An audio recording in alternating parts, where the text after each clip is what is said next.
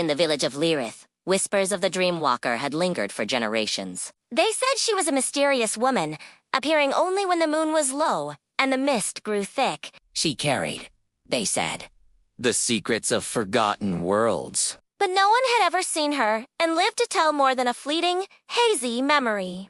Eira, a young girl with a heart full of restless curiosity, had always felt a pull toward the forest that bordered her village. One night, as the fog rolled in heavier than she'd ever seen, she crept from her window and slipped into the woods. A strange, silver light guided her, pulsing with every beat of her heart. The trees seemed to stretch taller than she remembered, their leaves shimmering with a faint glow. The ground was soft underfoot, almost as if it were breathing.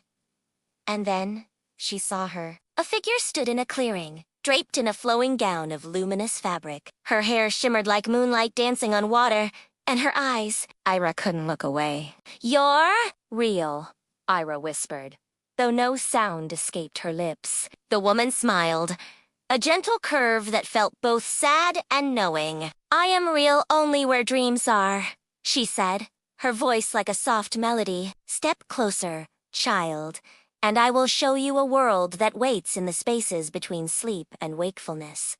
Eira hesitated, but the light pulled her forward. As she stepped into the clearing, the air shifted around her. Mist danced at her feet, and suddenly, the forest transformed. The trees now glimmered with silver bark, rivers flowed with liquid starlight, and mountains twisted into impossible shapes against a deep, violet sky. "I've never seen anything like this," Eira breathed, her eyes wide with wonder. "This is where dreams live," the Dreamwalker said softly. "Every hope, every wish, every memory that you think is lost finds its place here."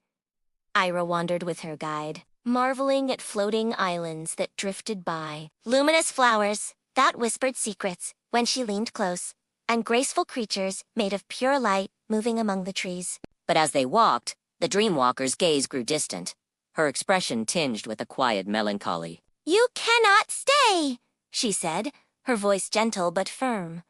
"This world is fragile. It exists only for a moment, in the spaces where the mind and heart dare to imagine. One day, you will wake, and it will all be gone. But you must remember, even if the world fades, the feeling it leaves behind will not." Eira's eyes filled with tears. "Will I ever see you again?" she asked, her voice trembling. The Dreamwalker knelt and placed her hand lightly over Eira's heart. "Perhaps in dreams," she answered.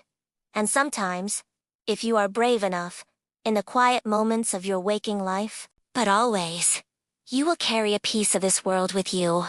As the first hints of dawn crept into the forest, the magical light began to dissolve. The rivers of starlight turned back into normal streams, the floating islands sank back into the mist, and the Dreamwalker's form shimmered before fading away entirely. Eira blinked and found herself standing at the edge of the village, the early morning sun glinting off the dew. It was over. Yet when she closed her eyes that night, she could still feel the warmth of the Dreamwalker's hand, still see the soft glow of the magical forests, and she knew with certainty that some wonders, even if only seen in dreams, could never truly be lost. From that night on, Eira would walk between two worlds, one of waking life and one of whispered dreams, forever carrying the spark of the Dreamwalker within her heart. Thanks for listening. If you enjoyed this story, don't forget to like and subscribe for more Tales from the Worlds Between.